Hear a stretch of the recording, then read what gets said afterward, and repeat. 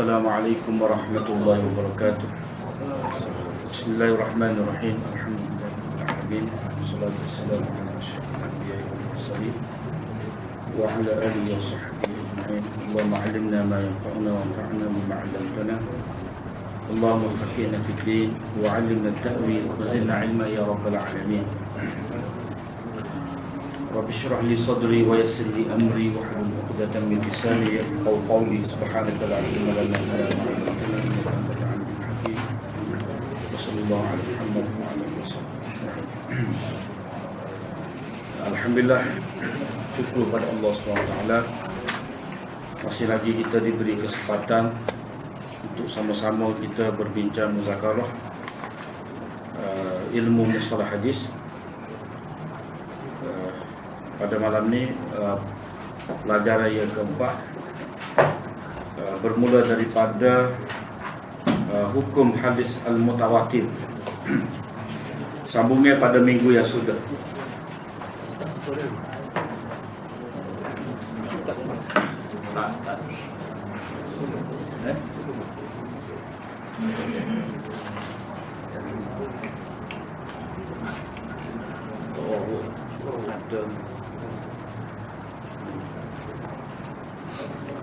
Kita sambung berbahasa tentang hadis mutawatir ataupun al-khabar mutawatir.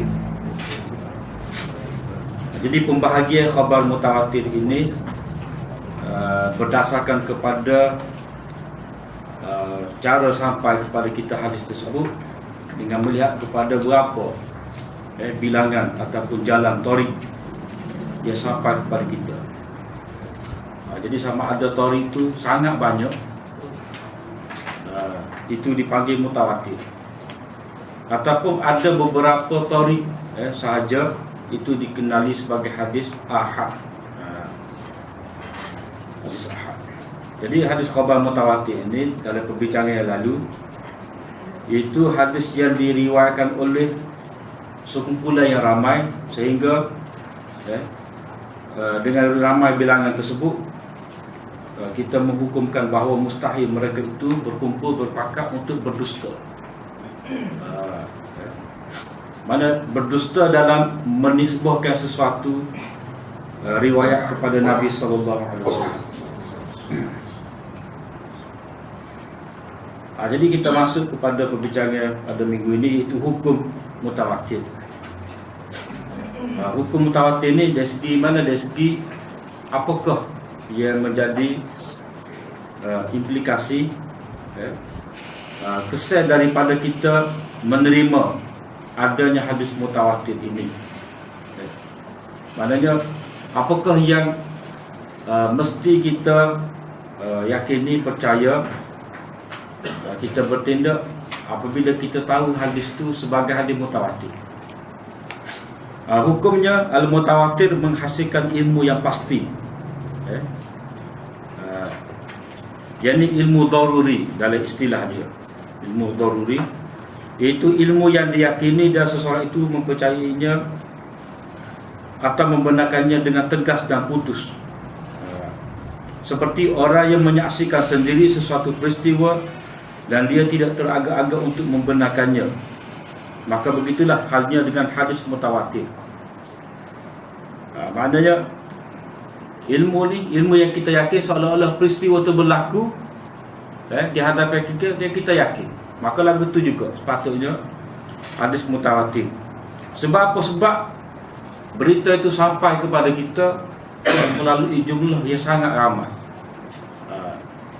Jadi dikatakan ilmu daruri ni, maknanya kita tak ada arah lah, maknanya tak ada ruang untuk kita tolak hadis tersebut.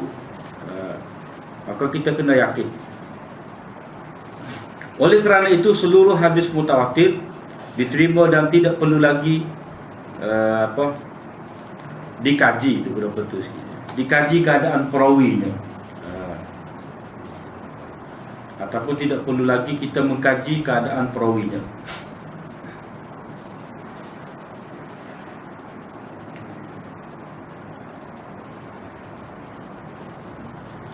Sebab apa? Sebab sudah ramai yang meriwayatkan hadis ini.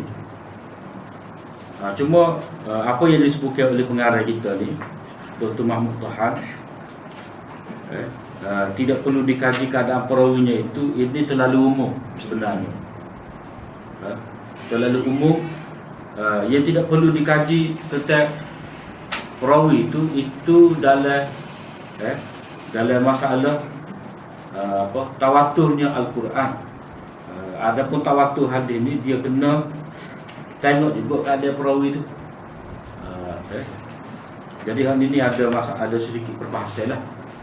Jadi katakan tidak perlu diterima ni, itu ada jenis hadis mutawatir. Ada jenis hadis mutawatir. Kalau kira waktu tu dalam nota yang yang ke-19, nanti kita akan bincang nantilah.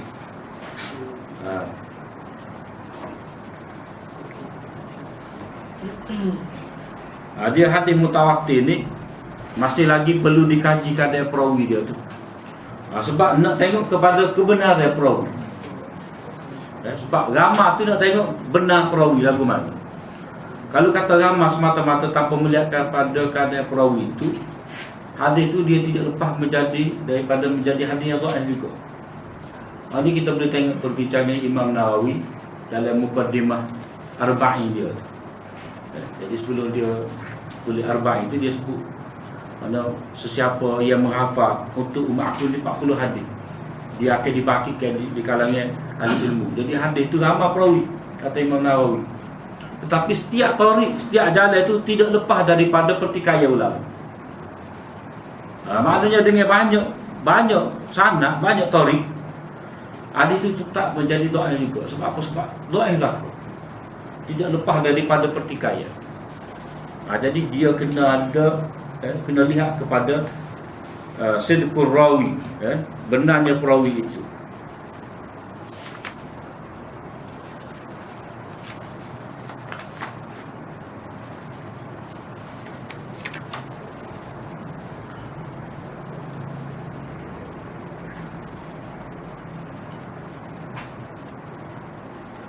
Bahagiannya hadis mutawatir terbahagi kepada dua. Mutawatir lafzi, iaitu hadis yang mutawatir pada lafaz dan maknanya, seperti hadis man kadzaba alayya muta'ammida falyatabawwa maq'adahu minan nar. Sesiapa yang sengaja berdusta atas namaku, maka hendaklah dia mempersiapkan tempatnya dalam api neraka. Hadis ini telah diriwayatkan oleh 70 orang sahabat. Jadi hadis ini dikatakan sebagai hadis mutawatir. Jadi biasanya hadis mutawatir ini berkenaan dengan satu perkara yang penting dalam agama biasanya. Orang panggil benda ta'umul balwa. Fima ta'umu bihil balwa. Benda yang menjadi benda-benda yang dihadapi oleh semua tu. Mana dia tidak terlepas. Mana sehari-hari itu, mana benda ni ada berkaitan dengan kehidupan sehari-hari. Benda umum balua, mana benda yang sering dialami oleh semua manusia. Jadi hal ini mengubah hadis Nabi SAW. Nabi dia ajar hadis semua. Jadi Nabi pesan benda ni. Jadi sahabat boleh katakan semua tahu. Semua tahu. Lepas tu benda ni penting, sahabat sampaikan pula kepada orang lain. Jadi biasalah betulah hadis mutawatir lafzi ini. Satu lagi contoh hadis mutawatir lafzi ini, kalau kita buat catat tu,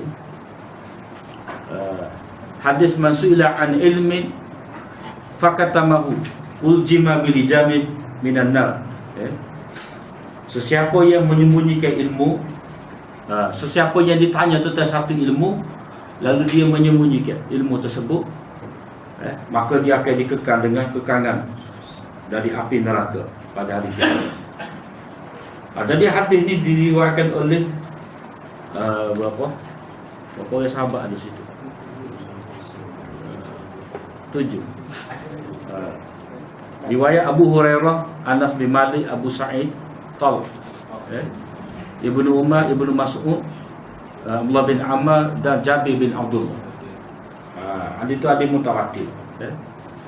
Itu maknanya peringkat mula-mula.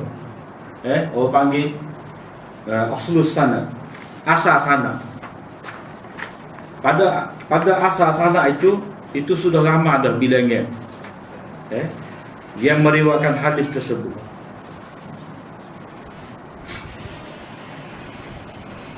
Kemudian ambil daripada sahabat tu pula, lama lagi lah.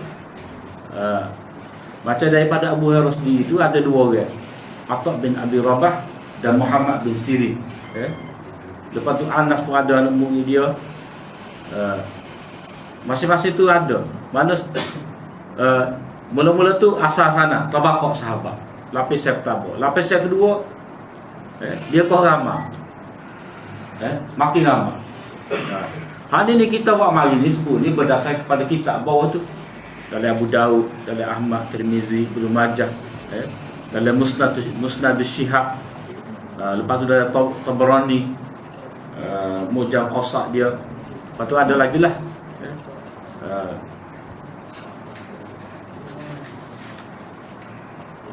Jadi melihat kepada ni, mana kita tengok mana dari segi sana tu memang ramai diriwayatkan oleh sahabat, diriwayatkan oleh ramai sahabat. Lepas tu lepas pada sahabat tu generasi tabi'in ramai pula.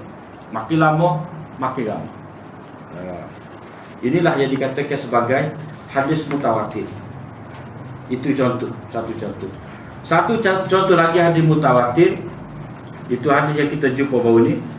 Hadis muka surat 5, nadarallahu mar'an sami'a minna syai'a faballaghahu kama sami'a faruba muballighin aw'a min sami'in.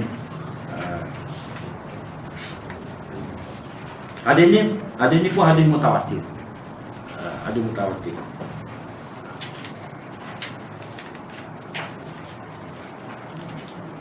Yang kedua, al-mutawatirul ma'nawi, mutawatir pada makna. Iaitu hadis mutawatir pada makna, tidak pada lafaz, seperti hadis mengangkat dua tangan ketika berdoa. Ianya telah diriwayatkan oleh Rasulullah, diriwayatkan daripada Rasulullah SAW hampir atau lebih kurang 100 hadis. Setiap hadis menyebutkan baginda mengangkat tangan ketika berdoa, cumanya dalam keadaan yang berbeza-beza. Mana hal ini orang panggil dalam istilah dia tawatur qadar al-mushtarak. Tawatur qadar al-mushtarak, mana mutawatir itu dari segi satu benda yang ada. Ada perkara ni tersebut dalam hadis-hadis tersebut. Cuma hal ni berkenaan dengan satu kejadian, satu peristiwa, hal ini dalam benda yang lain pula. Tetapi ada makna tu, mana akad tangan. Akad tangan ketika berdoa itu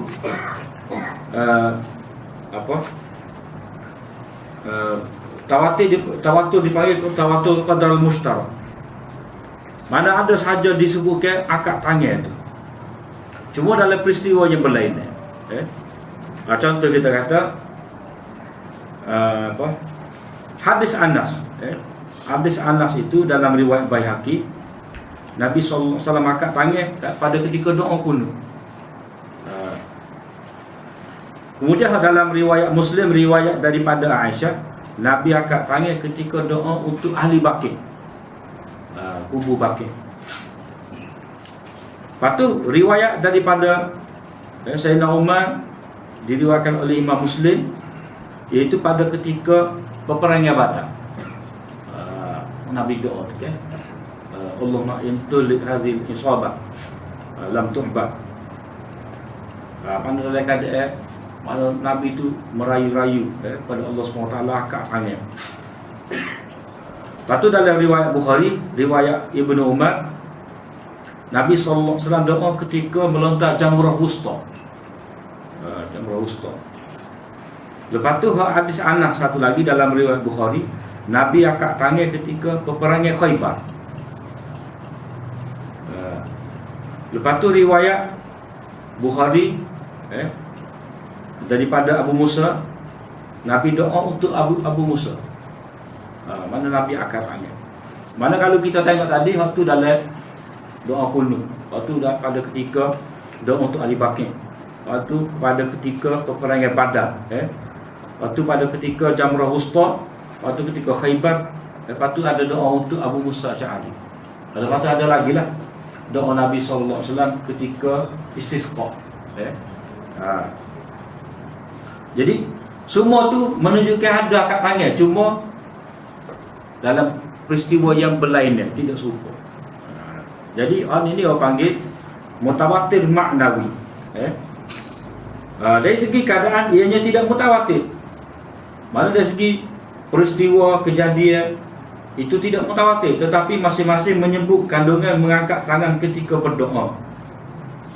Dengan itu ia menjadikan tawatur. Menjadi itu. Menjadi tawatur berdasarkan kepada keseluruhan atau gabungan jalan-jalan sana. Jadi ini orang panggil mutawatir qadar mustarak.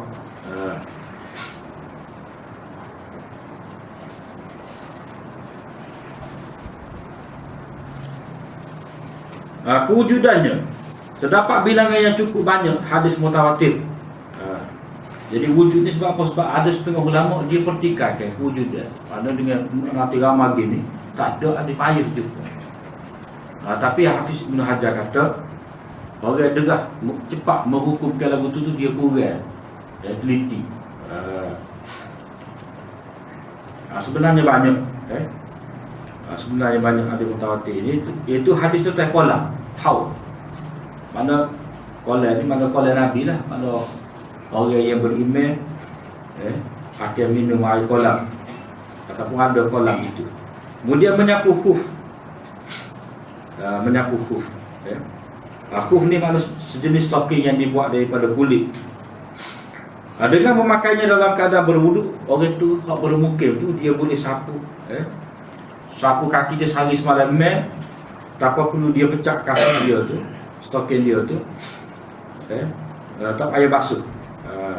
Kalau musafir pula boleh sampai 3 hari.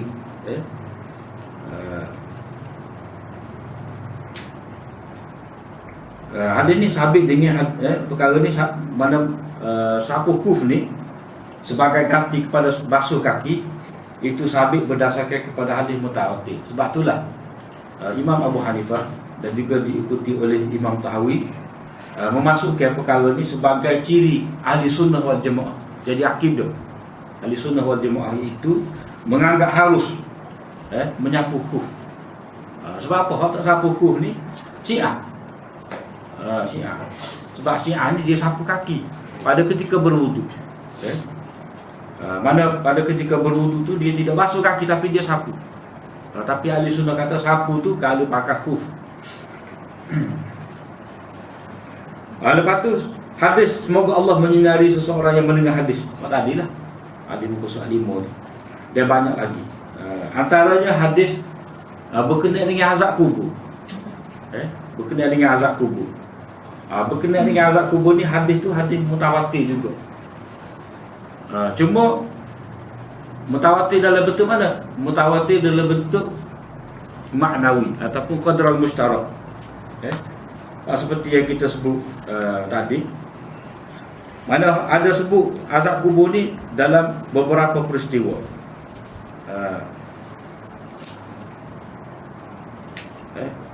Antaranya dalam hadis jaridah. Hadis jaridah, orang panggil hadis jaridah. Dia hadis ni dia ada nama dia. Ada hadis Jibril. Hadis Jibril itu kita maklum lah. Jibril mari tanya iman Islam dan ihsan tu orang panggil hadis Jibril. Ada orang panggil hadis Heraklu.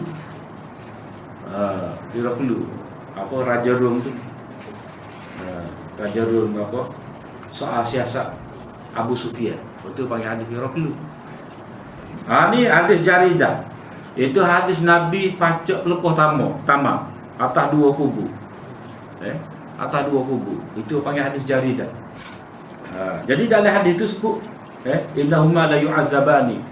Mereka tu yang punya kubu ni, mereka berdua tu diazab. Mana ada sebut situ. Lepas tu hadis Nabi sallallahu alaihi wasallam doa dalam semaya. Sebelum wisalat. Allahumma inni a'udzubika min azabil qabri wa a'udzubika min fitnatil masih dajjal wa a'udzubika min fitnatil mahya wal mamat. Mana Nabi minta doa daripada azab kubur. Maknanya ada. Cuma hak ni Nabi sebut dalam semaya. Hak tadi ketika Nabi lalu dekat dua kubur tu. Lepas tu hak hadis Nabi sallallahu alaihi wasallam sebut aksaru azabil qabri minal baul. Kebanyakan azab kubur itu berpunca daripada air kecil.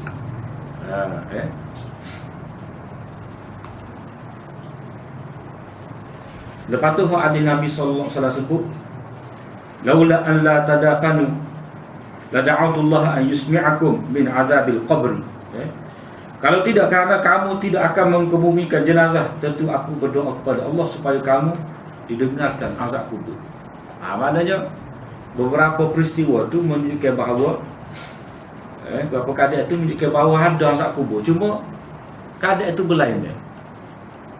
Jadi setiap daripada hadis tu menyebut ada azab kubur. Itulah yang dikatakan sebagai qadar mustarak. Mana satu bahagian ia ada dalam hadis-hadis walaupun dalam bab yang berbeza, tapi ada sebut azab kubur. Antaranya hadis berkenaan dengan ayat yusabitullahu alladhina amanu bil qawli tsabit. Jadi Barak bin Azib menyebut daripada Nabi sallallahu alaihi wasallam, Nabi kata ayat tu turun berkenaan dengan azab kubur. Itu contoh hadis mutawatir, mutawatir lafzi dan mutawatir maknawi. Kemudian kata lagi, bagaimanapun kalau dibandingkan dengan hadis ahad, hadis yang diriwayatkan oleh beberapa jalan sahaja, bilangan hadis mutawatir sangatlah sedikit, tak banyak. Kemudian hak pengarang kita sebut mutawatir maknawi dan mutawatir lafzi itu satu bentuk pembahagian yang umum dibuat oleh ulama-ulum hadis. Cuma di sini dalam nota 19 tu ada satu lagi pembahagian yang sebenarnya dibuat oleh Maulana Anwar Shah Kashmiri.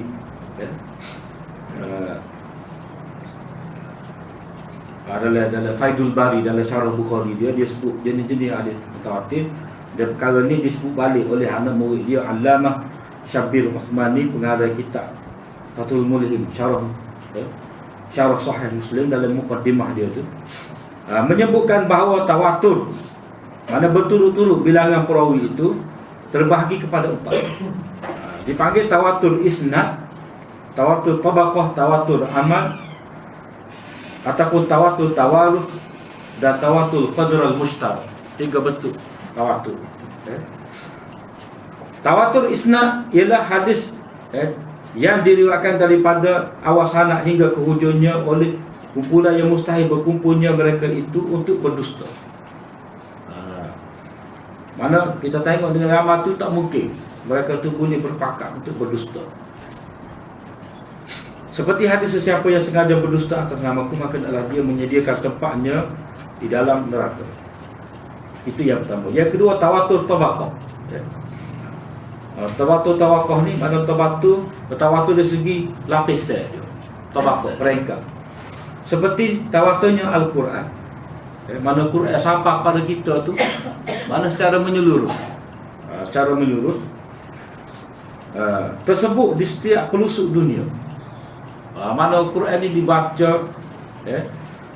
di seluruh dunia ni, timur dan barat. Tawatur Al-Quran merangkumi pembelajaran dan pengajaran. Mana orang belajar, orang mengajar, orang baca, orang ngapa. Orang ngulang, mana hafiz tu dia ulang. Bukan kata sekali ngapa Quran tu pakai tu ingat. Pakai tak payah ulang dia kena ngulang itu. Murajaah, ada murajaah. Mana kita kata ada sekolah lah. Mana di antara tanda yang menunjukkan kepada kita tawatur tabaqah, jadi tawatur Al-Quran itu ada sekolah. Mudah macam tu, ada sekolah. Di sekolah tu ada guru tu mestilah. Sebelum dia mengajar sekolah tu dia belajar. Nak boleh kau dia ingat Dia ngapa? Lepas tu dia nak mengekalkan ingatan tu, dia murajaah, dia ulang kaji. Lepas tu dia ajar kepada anak murid dia. Lepas tu anak-anak murid dia tu dia hafal setiap muka surat. Lepas tu atas setiap juzuk tu berapa kali ulang pula. Biasa orang ngapa Quran ni satu juzuk tu, kata satu juzuk ada 20 muka, 20 muka surat, 10 lah. Berapa hari dia ambil? Kata sehari 1 lah. Dia baca dengan semo. Jadi hak kemarin tu dia baca lagi hari ni dalam semo ke dia. Siapalah habis juzuk tersebut. Jadi bila habis kata hafalan dia dalam juzuk tersebut, sebelum dia berpindah kepada juzuk satu lagi, dia kena baca keseluruhan juzuk itu di hadapan guru dia. Jadi tak boleh kalau dia baca depan tu guru dia tu, dia kena ulang dulu lagi, maknanya itulah keadaan penjaga Al-Quran itu. Ada dari segi benda ni bukan dia seorang, mana sekolah, pas sekolah Quran ni ada setiap kampung. Kubakhiyah saja tu ada berapa tu? Kubakhiyah saja. Lepas tu masjid ni pun ada. Masjid tu ada, masjid ni ada. Jadi ada tu maknanya tak ada satu kitab suci yang mana sehingga ada satu sekolah untuk menghafal Al-Quran. Itu panggil tabaqah. Dari satu tabaqah generasi ke tabaqah yang lain, dengan sifatnya yang mutawatir, Al-Quran tidak memerlukan kepada sana. Tak payah sana. Benar. Kerana ia dinukilkan pada setiap generasi di segenap pelosok dunia. Masuk tak perlu pada sana ni, bukan kata tak perlu talaki, kena ngaji musyafahah tu kena ada. Kalau tidak kita tahu lagu mana baca itu, mana kena baca depan guru, kena ambil seputar daripada tu guru. Cuma tak boleh kata kita ada sanak Quran. Demo sanak Quran mana? Tak perlulah. Tidak perlu. Sebab apa? Sebab mana benda ni umum ada. Lepas tu tawatur Al-Quran itu termasuklah tawatur ditulis. Itu pun termasuk tawatur juga. Tawatur dari bentuk tulis, tawatur dalam bentuk ditafsirkan. Tawatur juga. Mana setiap sampai ada ulama yang cuba menghuraikan Quran. Lepas tu ulama tu masing-masing pula dia ada kecenderungan masing-masing. Hak ni tafsir mengikut ilmu nahwu. Hak ni mengikut ilmu balaghah. Hak ni mengikut ilmu akliyah. Hak ni mengikut fiqh. Fiqh tu pula ni mazhab dia. Mengikut mazhab dia. Hak ni berdasar kepada hadis-hadis. Banyak pula jenis-jenis tafsir. Itulah yang dikatakan sebagai tawatur tabaqah. Tawatur amal ataupun tawatur tawarus. Mana tawatur dalam bentuk amalan ataupun tawatur yang diwarisi. Itu amalan yang dilakukan oleh setiap generasi di setiap zaman, sejak dari zaman Rasulullah sallallahu alaihi wasallam. Seperti menggosok gigi ketika berwudu sehingga zaman ini ada. Begitu juga contoh ada semaya 5 waktu. Diamalkan mana dengan berjemaah. Begitu juga semaya tarawih. Mengikut Anwar Shah Kashmiri, semaya 20 rakaat itu termasuk dalam tawatur tawarus. Mana 20 rakaat itu daripada zaman Sayyidina Umar lagi. Siapalah dia? Mana tawatur tawarus diwarisi. Itu yang ketiga. Yang keempat dia panggil tawatur qadar al-mushtarak. Seperti yang kita sebut tadi lah. Itu berlaku tawatur dari segi makna sahaja, tidak pada lafaz hadis. Mutawatir ini lebih merujuk kepada himpunan hadis-hadis yang setiap daripadanya itu mempunyai satu makna yang dikongsi bersama. Tadilah hadis doa dekat tangan ketika berdoa. Hadis ini juga dinamakan mutawatir maknawi atau mutawatir min jihatil makna. Mana tawatur dari sudut makna. Itu yang disebutkan oleh Maulana Anwar Shah Kashmiri, seperti mana yang dinukilkan oleh Syafir Osmani. Lepas tu kitab-kitab yang terkenal. Jadi seperti yang kita sebut dalam mukadimah baru ni, kitab kita ni di hujung satu perbahasan jenis hadis tu, di akhir wak mari kitab-kitab. Kitab-kitab berkenaan dengan perkara ni. Mana berkenaan dengan hadis mutawatir ni gapo kitab secara khusus. Secara khusus. Ulama memberi perhatian khusus dalam menghimpunkan hadis-hadis mutawatir dalam karangan berasingan bagi memudahkan pelajar-pelajar membuat rujukan. Antaranya Al-Azharul Mutanasirah fil Akhbaril Mutawatirah karangan Imam Suyuti. Kitab ini disusun mengikut bab-bab. Ada bab dia. Kemudian Imam Suyuti meringkaskan kitab tadi Qatful Azhar. Juga karangan Suyuti yang merupakan ringkasan kitab yang pertama. Yang tiga Nazmul Mutanasir min ahadis min hadisil mutawatir min al-hadisil mutawatir karangan Muhammad bin Ja'far Al-Kattani. Dia ni orang masih lagi orang baru lah. Baru pun meninggal pada 1345. Imam Suyuti itu 911 Hijrah.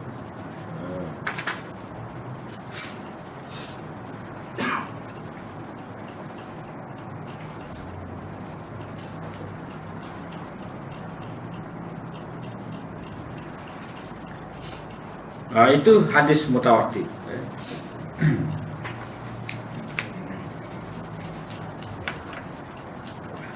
Perbahasan kedua khabarul ahad.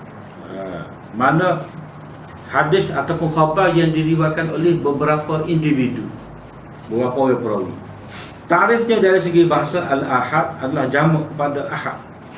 Dia bermaksud tunggal. Khabar wahid pula ialah periwayatan seorang individu. Manakala dari segi istilah ia memberi pengertian khabar yang tidak memenuhi syarat mutawatir. Maknanya hadis yang diriwayatkan oleh beberapa orang perawi sahaja. Mana tidak memenuhi syarat mutawatir ni makna bilangnya ia boleh kita bilang. Bilangnya yang boleh kita bilang. Hukumnya khabar ahad menghasilkan ilmu nazari, iaitu ilmu yang bergantung kepada pengamatan dan pendalilan.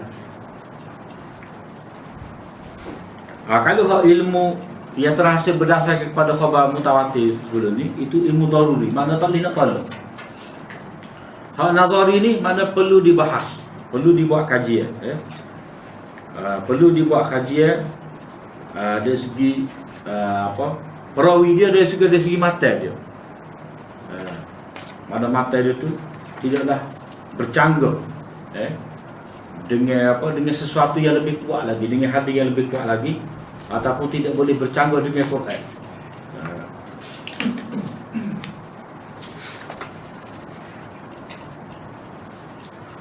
Adalah nota yang bawah tu, perlu diketahui bahawa sekiranya orang yang menukilkan berita itu seorang sahaja. Ini berbahasa apakah yang dikatakan khabar ahad itu memerlukan menghasilkan ilmu pada nazari dan perlu kepada kena buat kajian terlebih dahulu, iaitu kalau seorang sahaja yang meriwayatkan hadis tersebut berkemungkinan terdapat pendustaan walaupun kita menyangkanya benar, ada kemungkinan. Itu satu andaian, satu andaian. Berkemungkinan juga andaian kedua, dia menyangka sesuatu yang berlawanan dengan hakikatnya. Mana kita macam kita duk tak duk jauh, kita nampak asap berkelur. Asap berkelur, mana putih benar lah, hitam. Jadi ada kebakaran. Ada kebakaran. Itu agak kayak kita. Lalu tu kita cerita pada orang. Itu sebenarnya kita sudah faham. Sebab apa? Orang bakar tayar sebenarnya bukan rumah terbakar. Tapi apa dia ayat tu betul dari segi ada terbakar. Cuma apa yang terbakar tu itu tersalah. Boleh jadi dia menyangka sesuatu yang berlawanan dengan hakikat. Mana apa hak realiti sebenar tu tak serupa. Atau dia mengingati sebahagian sahaja tetapi terlupa bahagian lain. Macam contoh kata berlaku kemalangan. Berlaku kemalangan di apa? Di si Pepak. Jadi dia kata antara dua buah kereta. Dua buah kereta. Jadi dia sebut tu, orang tu kata dok kereta dengan motosikal. Situ bercanggah. Marilah orang ketiga ni kata sebenarnya dua butir kereta tepus sebuah motosikal. Jadi orang tu tak sebut kereta yang satu lagi. Jadi ada kemungkinan tu, maknanya dia ingat sebahagian sahaja daripada cerita tu. Ada kemungkinan berlaku. Tetapi terlupa bahagian lain. Sekiranya ada orang lain menceritakan perkara yang sama dengan lafaz dan perincian yang sama, maka pada ketika itu keputusan kita akan kesahihannya makin bertambah. Jadi tadi cuma anggapan andaian. Boleh jadi ada hak tak tepat, boleh jadi ada hak tertinggal. Tetapi kalau mari itu mana tadi cerita atas orang. Kalau mari seorang lagi menyebut sesuatu yang meyakinkan ataupun menyebut perkara yang sama juga, jadi kita hak dengar cerita tadi, maknanya kita bertambah yakin lah. Bertambah yakin. Maka pada ketika itu keputusan kita akan sahih, kesahihannya makin bertambah. Mana pada ketika itu andaya tadi yang kehilang. Mana andaya dia ni mungkin keliru asak tadi, ataupun kemungkinan dia tu terlupa bahagian-bahagian tertentu. Itu semua akan hilang anggapan tersebut, andaya tersebut, bila ada orang lain menceritakan perkara yang sama. Mana riwayat orang ni, cerita orang ni sama dengan orang tu. Itu dari segi usul lah, usul. Sekiranya ditambah pula dengan kenyataan bahawa mereka berdua tidak pernah bertemu setelah peristiwa itu berlaku. Mana hak cerita ni, si A sebut cerita ni kepada kita, B sebut cerita ni pada kita. Jadi orang ni ni alah kau pasir putih, orang ni alah kau kala cepat. Dia pergi aksiden di Kubahia. Kita jumpa dengan, betul lah kita lagi alah pasir putih, jumpa dengan ni, jumpa dengan ni, dia alah kala cepat. Jadi mereka berdua tak bertemu. Jadi itu lebih meyakinkan kita bahawa apa? Mereka tu tidak berpakat untuk buat cerita. Sekiranya ditambah pula dengan kenyataan bahawa mereka berdua tidak pernah bertemu setelah peristiwa itu berlaku, maka pengetahuan kita semakin bertambah kuat. Jadi takut-takut demo dua ni orang cerita serupa ni, kali dia pakat nak tipu kita. Tetapi demo dua ni tidak pernah bertemu, maka kita rasa selamat lah. Mana andai tadi akan ternafi. Setiap kali bertambahnya seorang pemberita akan kecek cerita, maka keputusan hukum kebenaran cerita itu makin bertambah di samping berkurangan andaian berlakunya pertentangan antara cerita dengan kenyataan. Mana kita hak dia moyak tu dengan apa yang berlaku tu kemungkinan berlaku tidak tepat ataupun bercanggah itu, dengan sebab makin ramai yang cerita, maka makin hilang andaian tersebut. Sehingga sampai satu tahap bilangan yang sangat ramai dan kita memutuskan apa yang dilakukan oleh para pemberita itu betul-betul bertepatan dengan kenyataan dan andaian yang bertentangan dengannya ternafi. Dengan sebab itu peringkat ini dikatakan darjah mutawatir. Jadi hak adil ahad tu mana tak sampai tahap tu lah. Mana dalam keadaan kita boleh terima riwayat hak seorang ni, kita terima setelah mana kita kena kaji dulu. Mana kita kaji sifat perawi lah. Kena kaji sifat perawi.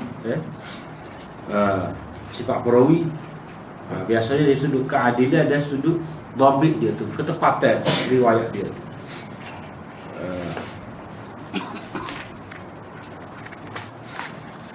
Bahagiannya, yakni bahagian hadis ahad berdasarkan kepada bilangan tariknya, bilangan jalur dia. Yang pertama masyhur, yang kedua aziz, yang ketiga gharib. Masyhur, aziz dan gharib.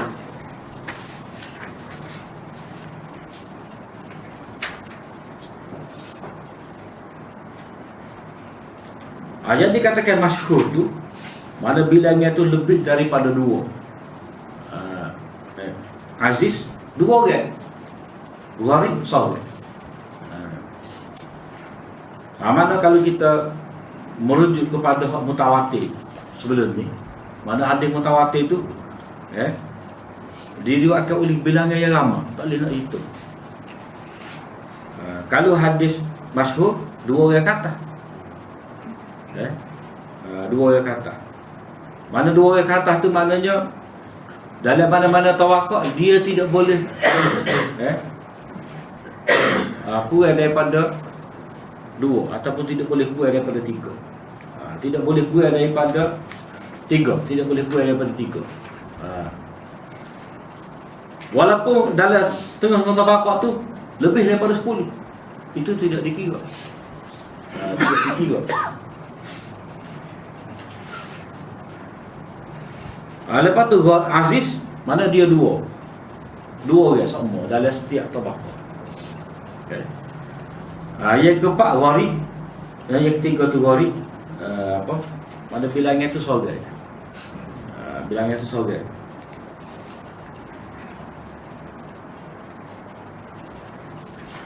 Yang pertama al-masyhur, hadis masyhur. Tarif dari segi bahasa kata nama objek, isim maf'ul, daripada syahartul amr, iaitu saya menjadikan perkara itu terkenal. Apabila saya telah mengumumkan dan menyatakannya. Dinamakan hadis masyhur kerana penonjolannya, mana semua orang tahu, mana jelas lah. Dari segi istilah, hadis yang diriwayatkan oleh 3 orang atau lebih pada setiap tabaqah, tetapi tidak mencapai taraf mutawatir.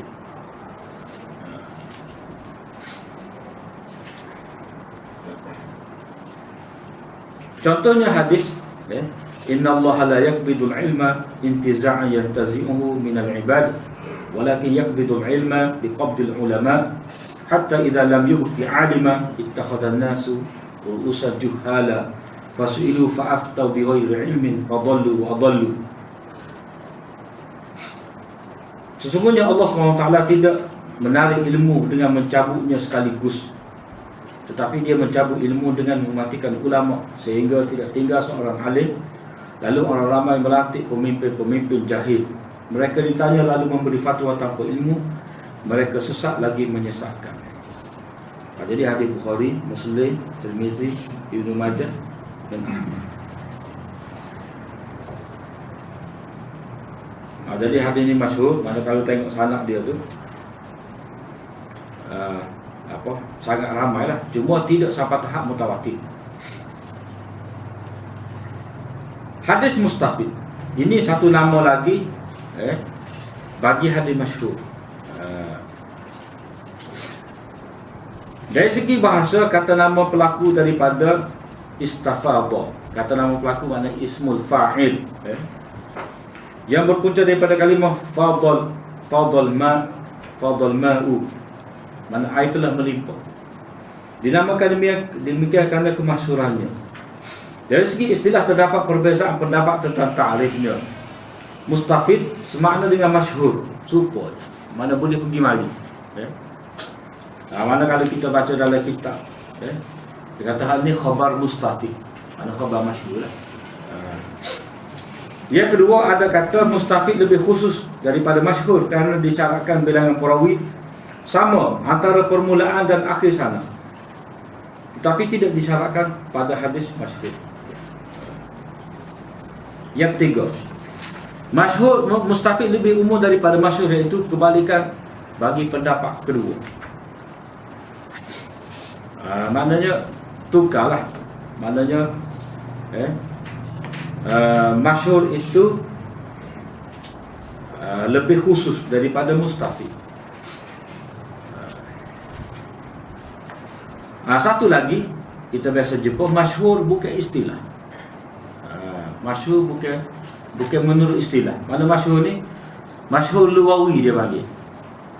Hadis ni terkenal, maknanya siapa pun tahu hadis ni. Hadis ni memang terkenal. Iaitu hadis yang terkenal di kalangan orang ramai, yang tidak mempunyai syarat-syarat atau memenuhi syarat yang diakui, dan ia meliputi yang pertama, hadis yang mempunyai satu sanad, hadis yang mempunyai lebih daripada satu sanad, hadis yang tidak mempunyai sanad sama sekali tapi masyhur. Masyhur. Orang panggil hadis itu tapi tak ada sanad, tapi masyhur. Sebelum pergi kepada masyhur mengikut, mau dia pakai tak faham, dia pakai di pada masyhur bukan istilah.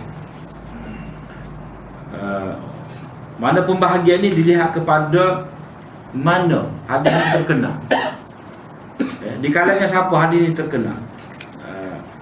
Masyhur lugawi dilihat dari segi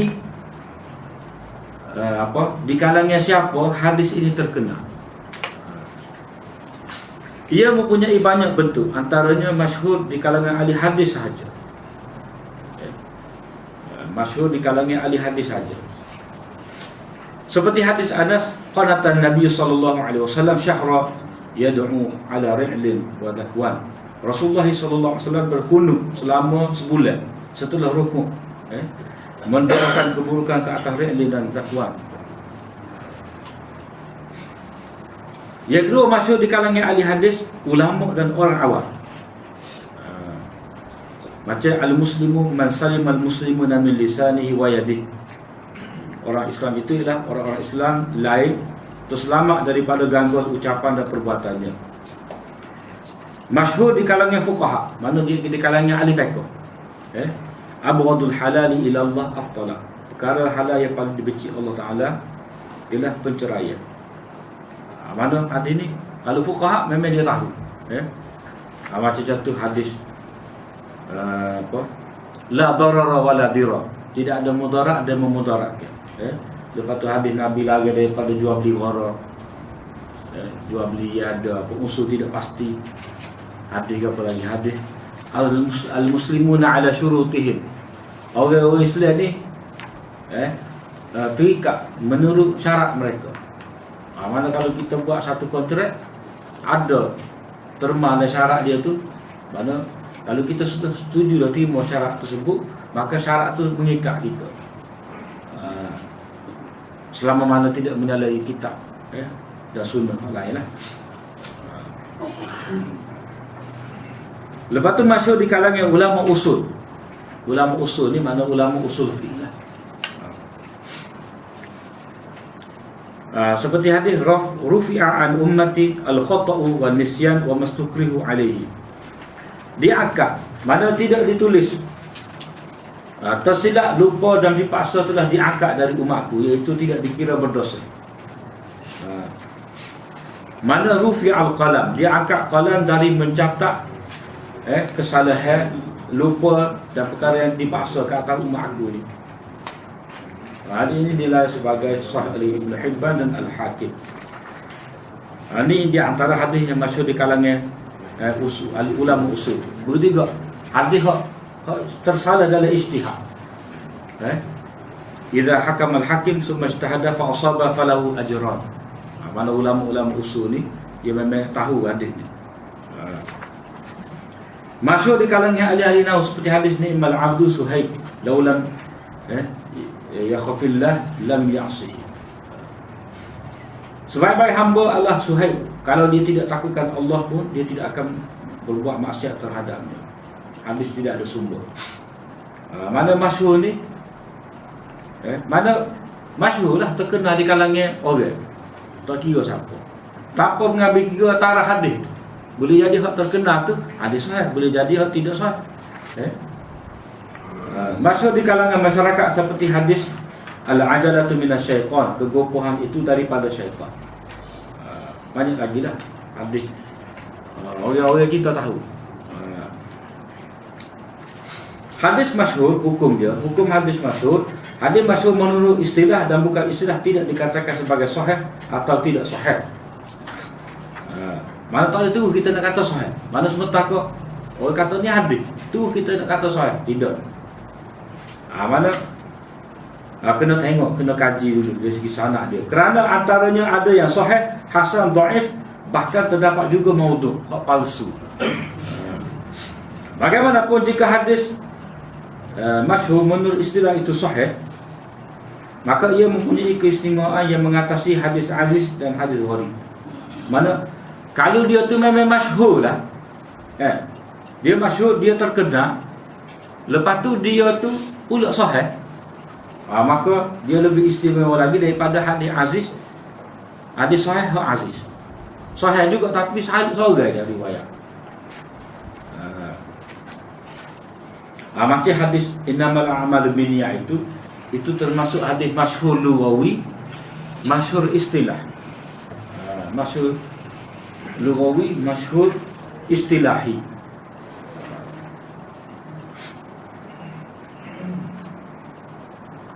Apa kena dengan hadis innamal a'malu binniyat ni? Oleh kerana hadis ni kita jumpa semua ke? Hadis masyhur lughawi dan hadis masyhur istilahi. Ada juga setengah ulama dia kata hadis innamal a'malu binniyat itu termasuk dalam kategori hadis mutawatir. Hadis yang diriwayatkan oleh ramai perawi. Sebenarnya itu tidak tepat. Tidak tepat. Sebab apa? Sebab dia tidak menepati syarat mutawatir. Dari segi mana? Dari segi beberapa tabaqah dia tu tidak ramai sahabat yang riwayat. Mana ambil menceritakan hadis ni. Ni kita tengok dari segi wakil periwayatan.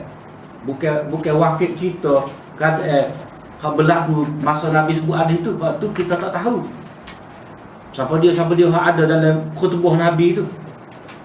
Jadi kita kena beza wakil periwayatan dengan wakil keadaan periwayatan hadis tu dengan keadaan sebenar hak berlaku pada ketika hadis itu disampaikan.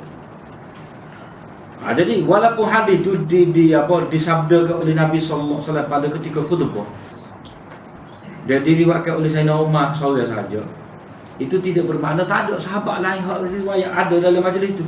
Takkanlah Nabi nak berkhutbah pada Sayyidina Umar saja. Dari segi hak realiti periwayatan hadis itu memang Umar seorang riwayat. Hak dengar pada ketika Nabi sabdakan hadis itu kemungkinan ramai. Cuma kita tak boleh nak pastikan. Jadi dari segi realiti periwayatan hadis itu Sayyidina Umar seorang. Lepas tu hak ambil daripada Sayyidina Umar seorang pula. Mana hak ambil daripada Sayyidina Umar ni Al-Qamah. Dia seorang. Lepas tu hak ambil daripada Al-Qamah ni pula seorang lagi. Itu Muhammad bin Ibrahim At-Taimi seorang. Lepas tu hak ambil daripada Muhammad bin Ibrahim At-Taimi ni seorang juga, iaitu Yahya bin Sa'id Al-Ansari. Lepas pada itulah barulah ramai riwayat hadis. Menjadi tarikh mutawatir. Maknanya lepas daripada Yahya bin Sa'id Al-Ansari itu barulah ramai yang meriwayatkan hadis. Diriwayatkan oleh Sufyan Ats-Tsauri, Imam Malik, beberapa orang lagi. Mana lepas pada itulah baru ramai yang meriwayatkan hadis tersebut. Jadi di situ kalau kita lihat kepada tarikh hadis mutawatir, syarat hadis mutawatir itu tak tepatlah. Itu mutawatir hanya pada tabaqah yang keberapa? Tabaqah sahabat, tabi'in, tabi'in. Tabaqah yang ke apa? Yang kelima, baru mutawatir situ. Baru mutawatir situ. Maknanya Pak yang ke atas tu hadis tu gharib, seorang. Sebab itulah hadis tu dikira sebagai hadis hadis masyhur sahaja. Iaitu bila mana hanya mutawatir tu pada setengah tabaqah sahaja. Jadi kalau mengikut hadis yang nama amalu binniyat tu pada tabaqah yang kelima baru mutawatir. Jadi tidak memenuhi syarat mutawatir. Mutawatir ni dia kena ramai daripada ke awal. Macam hadis tu lah. Mana ambil hadis ni daripada Nabi di kalangan sahabat ada ramai orang. ramai orang ramai sahabat. Kemudian sahabat tu ada anak buri je pula, ramai pula. Jadi hadis innamal a'malu binniyat itu tidak mutawatir. Dia hadis masyhur. Hadis masyhur istilahi dan juga hadis masyhur lughawi pada bahasa. Mana siapa pun tak tahu, siapa pun mesti tahu hadis ni. Innamal a'malu binniyat. Lepas tu fa ulama yang kata hadis tu mutawatir tu dia kata lagu mana? Itu setengah ulama kata itu sebenarnya keliru. Mutawatir juga. Mutawatir qadrul mushtarak. Kalau kita nak kata hadis itu mutawatir jugalah. Hadis itu hanya mutawatir qadrul mushtarak. Mana Nabi sebut niat, mana dilihat kepada makna yang dikongsi bersama dengan hadis-hadis yang lain, itu ada makna, ada sebutan tentang niat. Macam hadis apa? Manusia dibagikan mengikut niat dia. So, la hijrata ba'dal fatih walakin jihadun wa niyyah. Ada niat situ. Lepas tu apa? Inna Allah la yanzur ila suwarikum wala ila amwalikum walakin yanzur ila qulubikum. Qulubikum mana hati kita lah, mana niat kita, wa a'malikum. Jadi ada sebut niat. Jadi hak tu mutawatir juga, tetapi mutawatir qadrul mushtarak, tidak mutawatir lafzi.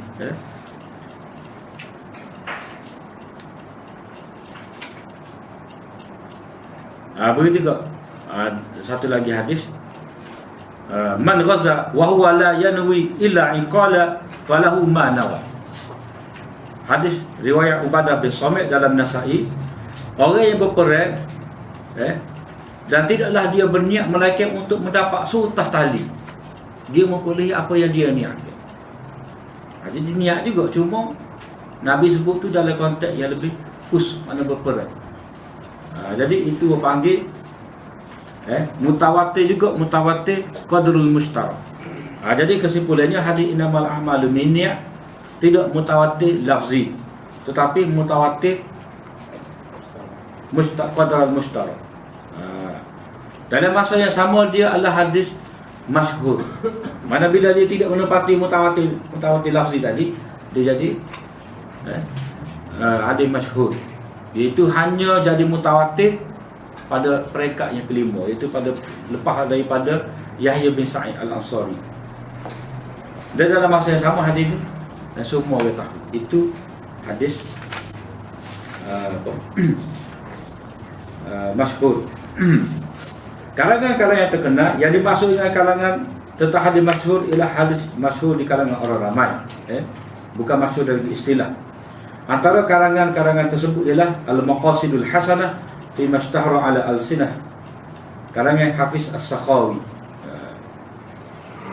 Kemudian Kashful Khifaf wa Muzil Ilbas fi mashtahara ala al-sinatin nas, karangan Al-Ajluni. Jadi semua kitab ni catat, boleh carilah. Tamyiz At-Tayyib min al-Khabith fima yaduru ala al-sinah an-nas min al-ahadith min al-hadith. Hasil tulisan Ibnu Daibah Asy-Syaibani. Ini hadis-hadis masyhur. Lepas tu dalam bahasa Melayu pun kita ada hadis masyhur ni. Hadis popular tapi tidak sahih. Popular tak sahih. Jadi dia tumpu pada hak masyhur tapi tak sahih. Lepas tu ada hak DBP tu hadis masyhur, Dr. Udah Muhsin, hadis masyhur, ada di hadis. Dia memang tak tinggal lah. Mana ada kitab-kitab lagu ni sebenarnya dia satu bentuk takhrij juga. Dia panggil satu bentuk takhrij. Takhrij ni satu cabang ilmu hadis. Mana hadis ni punca di mana? Jadi sebenarnya kitab Maqasidul Hasanah ni ataupun kitab-kitab hadis masyhur lughawi ni, dia sebenarnya lebih kepada kitab takhrij.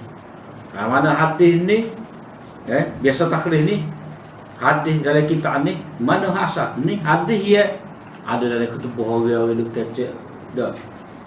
Orang tulis dalam sakobang, orang tulis di situ dah. Mana hadis ni mana punca dia. Itu disebutkan oleh pengarang dia ni dalam kitab mana dia akan sebutlah. Siap dengan hukum. Jadi gitulah lebih kurang perbincangan kita sesah hadis mutawatir dan sesah hadis masyhur. Masuk pula pada pelajaran akan datang hadis al-aziz. Satu lagi capai daripada hadis ahad. Jadi setakat aku liqauli hadza wa astaghfirullah li wa lakum. Assalamualaikum warahmatullahi wabarakatuh.